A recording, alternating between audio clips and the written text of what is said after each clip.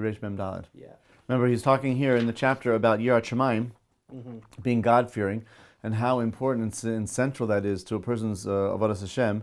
And we were talking about, for example, one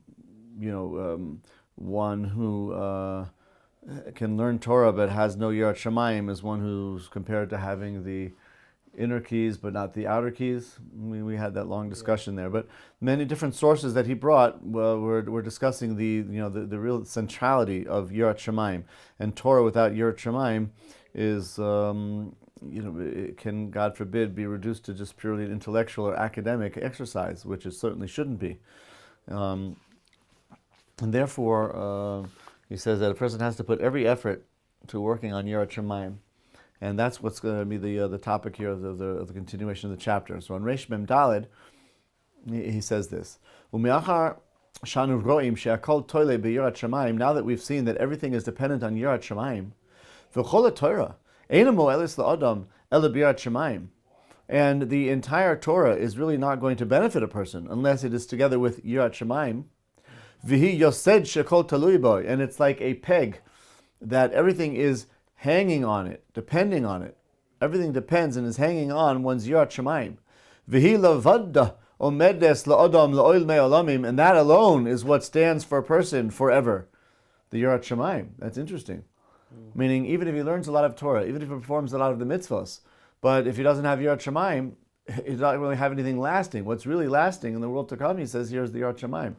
I can understand the importance and the significance of Yirat Shamayim in general, but to say that that's the only thing that's going to be left for a person in the world to come, I don't understand.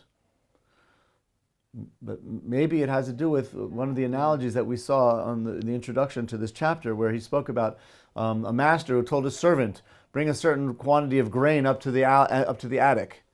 And the servant went and he brought the grain up to the attic. When the master went and he saw the servant again, he said, did you bring the grain up to the attic? He said, yes. Did you put together the humtin, this preservative, together with the grain?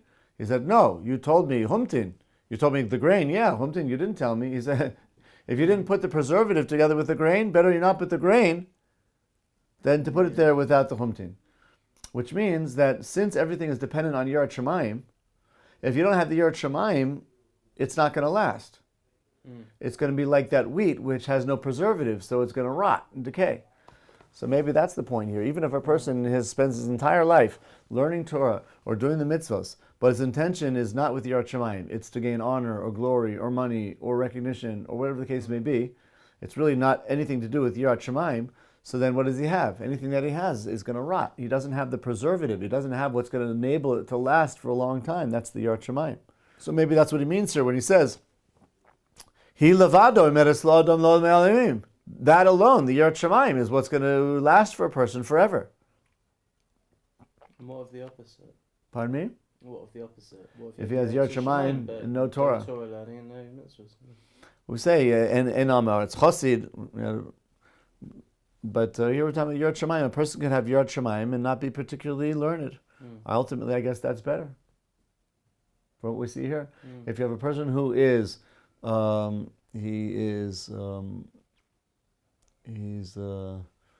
he's quite a learner, but he has no Yirat Shamayim, or a person who has quite a lot of Yirat Shamayim, but very little learning. You're better to be a Yirat Shamayim with no learning than to be a learner with no Yirat Shamayim. Unless a person has some degree of Yirat Shamayim, about which we say that even if his primary interest is something else, insofar as he learns without the right intention entirely. More about his actions. The one of the Yirat Shamayim? Yeah. So I guess he'll be lacking.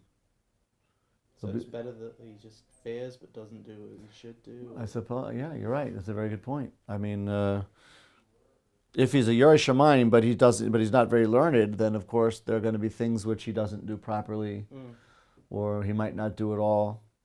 But I imagine he'll be doing at least, the basics, the core stuff that you're supposed to be doing. He'll do. He's God-fearing. He knows you have to pray, eat kosher, keep Shabbos.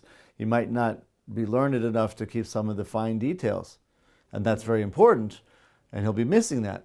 But I guess ultimately, if you're going to compare the two, which is better? It seems to me, from what he's saying here, it'd be better to be the Yirat Shamayim who might only be baseline observant than another person who's very learned and very meticulous in observance, but it's not coming from a place of Yirat Shamayim.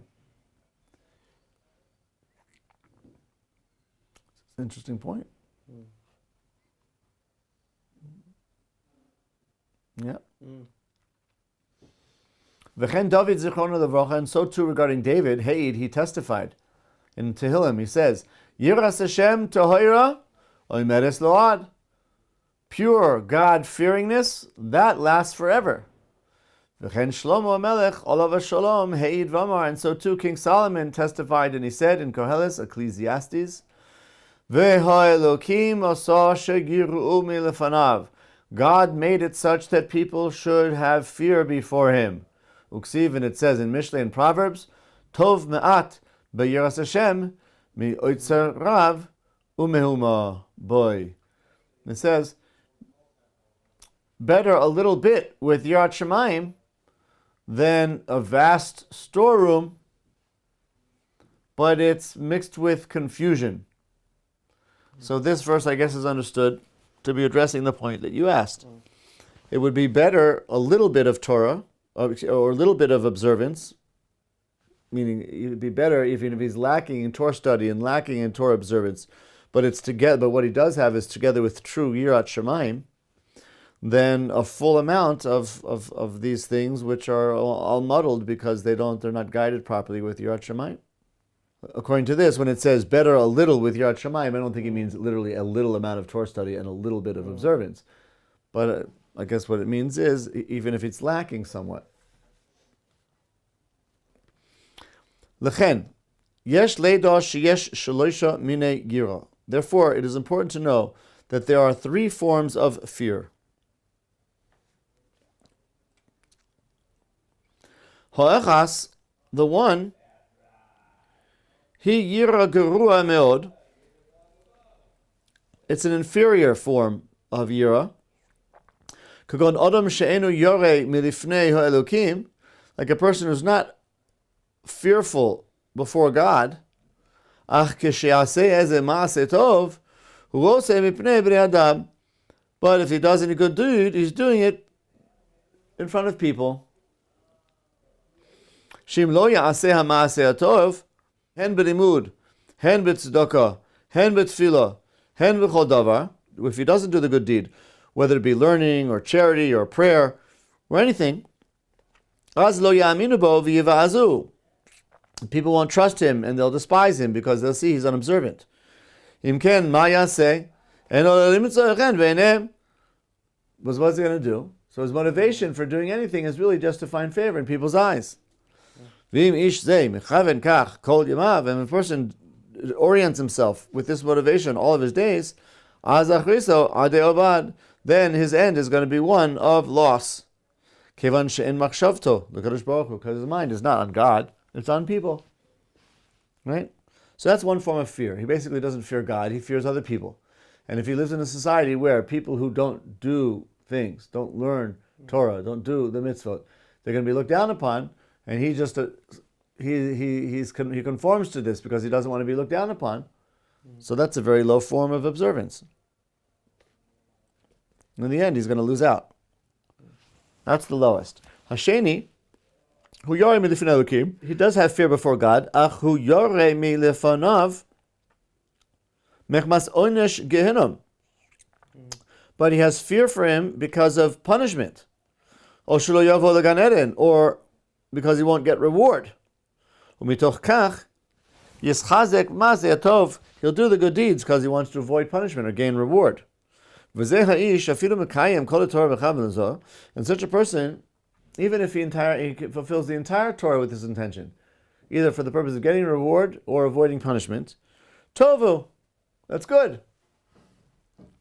Sheyoreh mitfnei Kadosh Baruch Hu, because he fears that God is going to bring him to judgment, hold him to task, take him to task for what he did. So that is good. In the end of the day, even if it's a lower intention, it's predicated on the belief in God. If he didn't believe in God, then he wouldn't be concerned about reward and punishment. So you see, he believes in God, and he also believes that God supervises and oversees what a person does. And he also believes that God exists and oversees and holds the person accountable. So those are three very important issues of belief. Nowadays, how many people even believe in God? And even though they do, how many people actually believe God cares? Yeah, and of those people who believe that God cares, He oversees, how many people really think, yeah, that He rewards or punishes? Plenty of people say there is no God, or maybe there is a God, but He doesn't care whether I eat kosher or I don't eat kosher. You want to tell me it matters to God whether I clean my clothing on Shabbat or not? That's not good. Another person says, yeah, God exists and God tells us right and wrong, but at the end of the day, God doesn't really judge because He leaves it open to us, and God cuts people slack. You don't have to be, neurotic over it. All this punishment stuff. This person believes in God. He believes that God oversees, and he believes that God holds people accountable for what they've done, for good or for bad. And even though doing it for these reasons is not the best intention, it's still good. But in the end of the day, it's ultimately for his own good that he does this and not for God's glory. Because he's really interested in saving his own skin. So on the one hand, it's a high level because it admits to believing in God and that God oversees and that God punishes. But he's really only looking out for himself. The third form, which is like the good gem. It's one who has all before God. It's not because of any other consideration in the world. Other than the fact that he is trembling before God, in awe of God. And his limbs are shaking. When he thinks about the greatness of God, he's awestruck. So that is obviously the most elevated form of Yirat Shamayim. He's not doing it in order to save his own skin. He's not doing it as self-interest. His motivations for serving God is because he feels humble and awed before God. That's the highest form.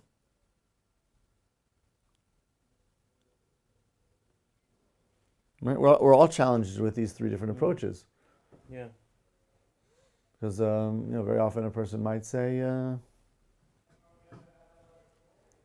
don't want to do it. But those people will see me and then they'll think lowly of me, and so I'll do it. That's very low. Or I'd really rather not do it, but I'm concerned that if I don't, or if I do this transgression, I'm going to get zapped. So I'll do it. Right? Most of us, most of the time, are probably working on the first two lower levels. The third level is where the motivation is purely out of the palpable awareness of the presence of God and feeling a sense of trembling and awe in that presence. And therefore, I want to learn Torah or do the mitzvos out of respect for God. How likely is it we do it for that reason? That's what we should be doing. But it's a high madrega. We should be working, I guess, towards attaining. We should be working on attaining that. I think a person's allowed to fake it too. If I don't really feel it genuinely, but I'm going to learn anyway. I'm going to do this mitzvah anyway, either because I want to look good in front of other people, or I want the reward, or out of glory for God. So I'm going to do it anyway. Wouldn't it be better to choose the third one? I'm going to do it anyway. So even if my interest is primarily one or two, I should try and downplay that mentally and even fake it. Really, I'm doing it out of the honor of Hashem. That's not true. Yeah, but at least you're forcing yourself to think along those lines. And if you do it that way time again, more and more often, it becomes more natural. Even if it still stays secondary in your considerations, but at least it's there. And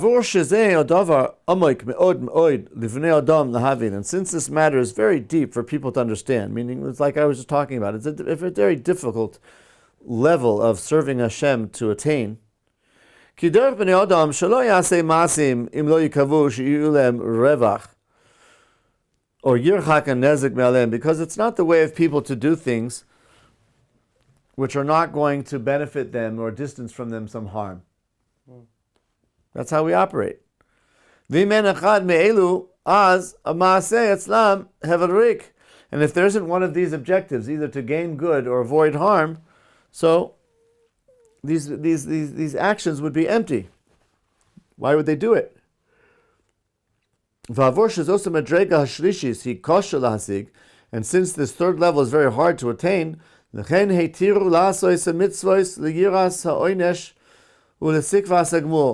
for this reason, it is considered to be acceptable for a person to do the mitzvahs out of hope for reward or out of an attempt to gain, to avoid punishment.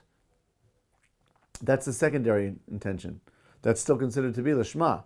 And like you said before, that is still a good way of doing it. It's not the best. It's a good way of doing it. Valken timtza brochoisu klolois b'Torah, and therefore we'll find blessings and curses in the Torah, lahavchid lev hakoyrei, in order to frighten the heart of the one who's reading, kedeshis orer libo, that his heart should be stirred up, k'moshe oisim lenar, avorshu koton v'chochma, like you do to a young person who's very small in his wisdom. Lo'orer liboy, to stir up his heart, liten loy egoizim v'perois, to give him an incentive by giving him sweets. You know what sweets are? Like nuts and fruits. That's how they gave the kids sweets in the old days. They gave them nuts and fruit. Yeah. Not candies and crembos and beasleys and bambas and all that. Much better back then. Yeah. V'nimtza shehanar eino loimed lichvay Torah. It turns out that this young person who's been giving such an incentive is not learning in honor of the Torah, because he doesn't really know the true value of Torah or of his learning Torah. Rather, he views learning as something which is very difficult and strenuous. And he only does it in order to get the reward of the fruit. Like somebody who does work. For most people, what's important about work is not the work, but the reward from the work, the income. But if they would say to this young person, Tilmad, learn and I'll give you a pretty wife, or bais, or a house, or you'll be the king. Az lo yulmad avorzeh. If they would promise a person, learn in order to get these different rewards, az lo yulmad avorzeh. V'yoser yisor lev nar avor pri. If you were to say to the young person, a child, learn and I'll give you a sweet. So he's likely to learn. Learn and I'll give you a house. Learn, I'll give you a wife. Learn, I'll give you money. He's like, house? Money? Wife? What's that? I don't need that stuff. What's important to him is the candy. So that's interesting. You offer him a smaller reward, he's more likely to do the incentive than if you give him a bigger reward. Why? Because he doesn't appreciate the value of what you're giving him. Tell a person, learn for the world to come. The world to come? I want candy. Yeah? What does candy mean? A wife, a car, money, income. I think that instant. Yeah. It's also definite. So Yeah. There's no. Yeah, I think that's what he's getting at here. Is you take a child, because the child doesn't recognize the value of what you're offering, and when you offer the big things, he only has the small things. He'll do it for the small thing, and he won't have the sensitive for the big thing. But adults are also childlike in the same respect.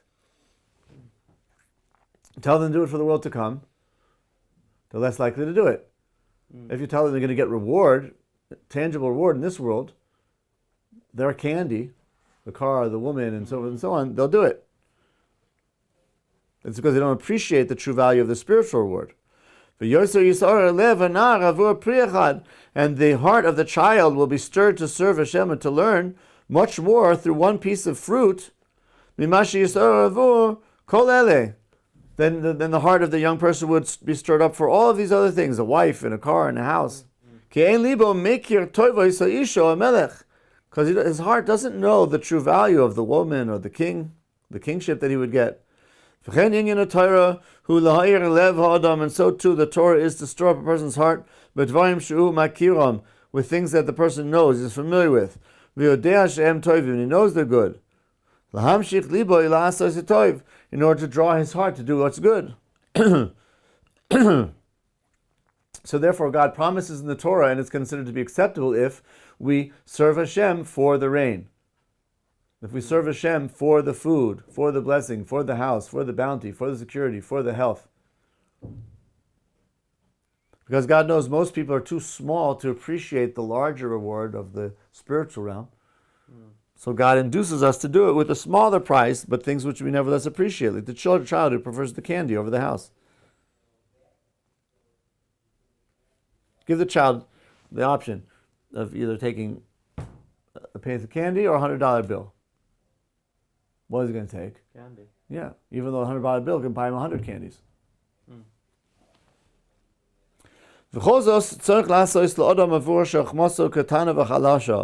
All this has to be done with a person because in general people have very small minds. And people don't have the ability to discern and understand the mystery of the matter. That's called lo lishma. It's not in the right with the right intention. He doesn't have the ability of the power of discernment to understand, to comprehend the main kind of crux or mystery of the matter. That's called shelo lishma. Don't be like a young person. Search for the truth of Torah for the true reasons. And regarding this, a person needs understanding, comprehension, great powers of discernment. And therefore it's important to make known the power of the soul, and its strength. And then your mind will be directed towards the upper foundation, meaning the person's mind will be in the right place. It's quite interesting. So he said, the Torah tells us, serve Hashem in truth, for Hashem. So why does the Torah tell you, if you do so, I'll bring your rains in the point in time, and you'll have food for yourself and your cattle and everything.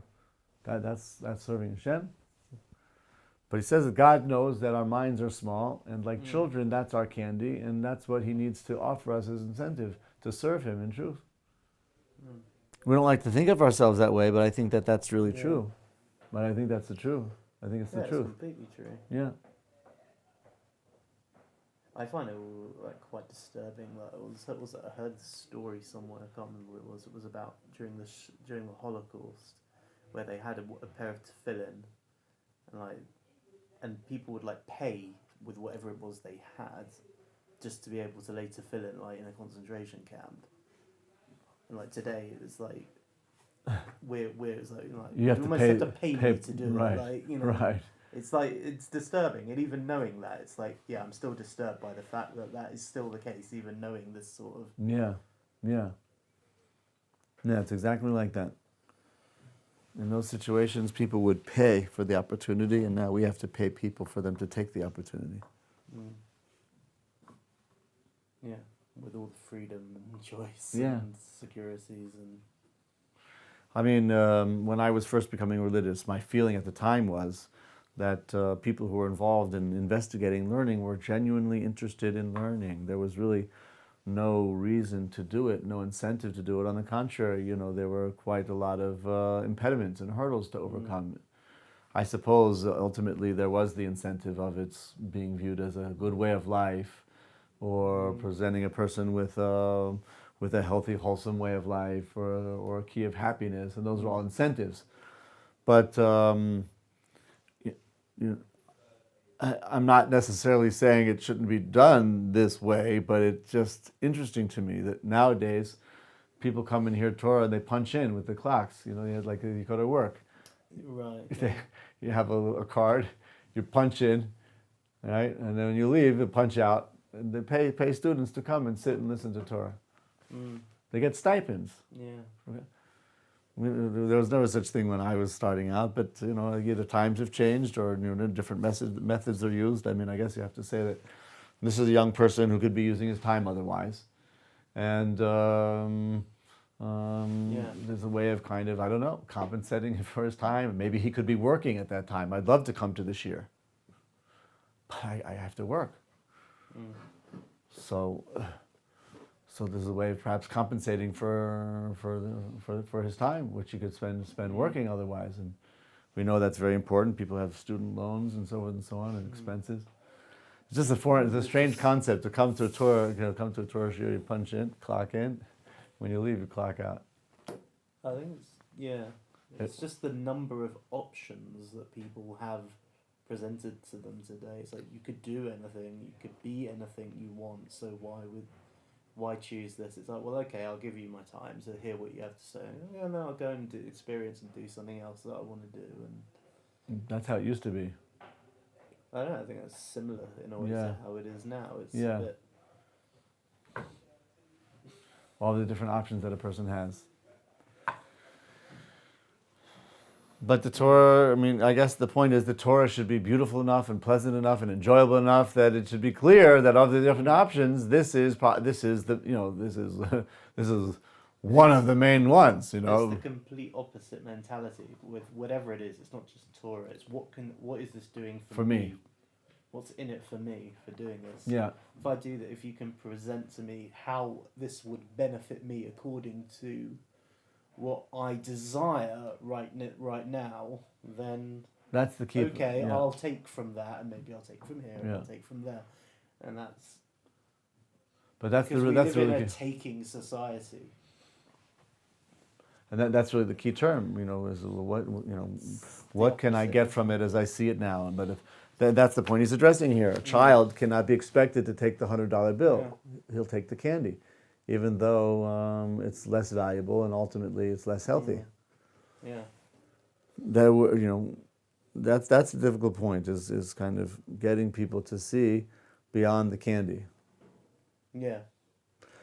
But since that's very difficult and an arduous process, what the author here seems to be saying is that Torah takes that in consideration and therefore considers it to be nevertheless a valid approach to do it for the candy. Mm-hmm. Yeah. Because in the end of the day, at least you're doing it. Yeah. When I say do it for the candy, I mean, I guess what it means is doing it because of for the reward, for example, which is tantamount to expressing your belief in God, your belief that God providentially oversees things and also rewards a person. I think it's just a case of levels, really. I think like you said, there are people who I see that don't necessarily believe in doing any of it because of any belief in God. They're not simply approaching it from there's some moral teaching here that resonates with them and they like it. It could come from anywhere, but they like it as part of their tradition. Or they see something as useful. It fills a need, I don't know, releases stress. Who knows? We use all sorts of. There's all kinds of methods people use nowadays to sort of emphasize, to tap into things people look for. People use meditation and stuff as a way of does Judaism have something to say on that? Let's use that to draw as a way to draw that person. It's all very used as problem solving. It's let's take, if people have problems, let's approach the problem and then maybe get them to realize there's a lot more than just what it does for your... Yeah, you're saying that's the approach to cure, for example. Yeah. I don't know if that's necessarily wrong. That's where they are in... Yeah. Where they are, if it stays at that throughout while you're learning everything, it's a bit... Then it would be a problem. Then you'd be a bit concerned, thinking... With all this learning and all this involvement and all this exposure, now you're still treating it as... I don't know, what he can get out of it, some tool for self... some sort of entertainment Self-advantage. or something, or social gather. I don't know. But I guess all of these different examples of doing it, that's all about doing it for me, which is the Yeah. inferior intention. That's the inferior intention. We would hope that through the inferior intention, he would at least get to the second intermediate intention, which Yeah. is doing it in order to gain the reward or avoid the punishment. Yeah, I mean, doesn't the Rambam do this like with tzedakah as well, like in terms of charity or whether how you give, or it's a similar thing that has levels to it. Yeah. I mean, there's got to be a way in which you take somebody who just simply doesn't have the ultimate that gets them from A to B, and that these have to be. So that would be these different levels. Yeah. 3 different levels of the Okay. Shema. So people realise that they're doing this like this. It's like, okay, that's where they're at. But there has to be some path or process that changes what it means, the action means to you eventually. Okay? That would be part of maturing spiritually. It's a Where- similar thing with when people ask, well, why do we do mitzvahs? What's the purpose of, and people say, oh, it's to do with, kashrut, it's to do with discipline or health or whatever, They need a rational reason why they're doing it, not just because the Torah says so. Right. Because I fear Hashem and that's why I do it. Right. You first find it, it's very like, I'll do it if it makes sense to me. Maybe.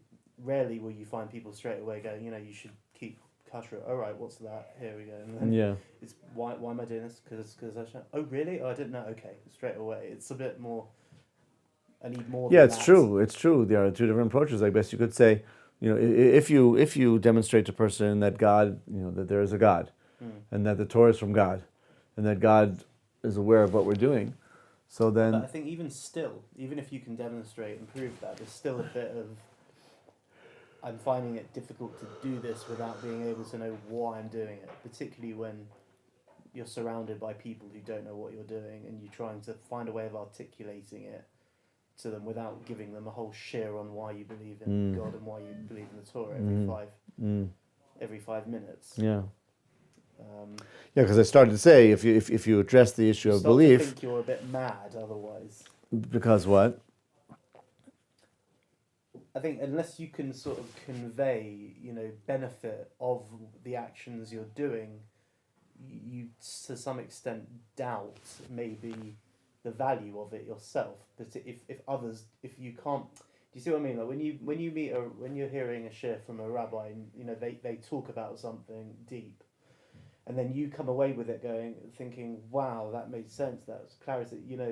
The person who gave the shir, has a degree of like chizuk to his what he does, because he thinks, wow, I was an example and I imparted, God's, some, the wisdom of everything I stand for and what I do to people.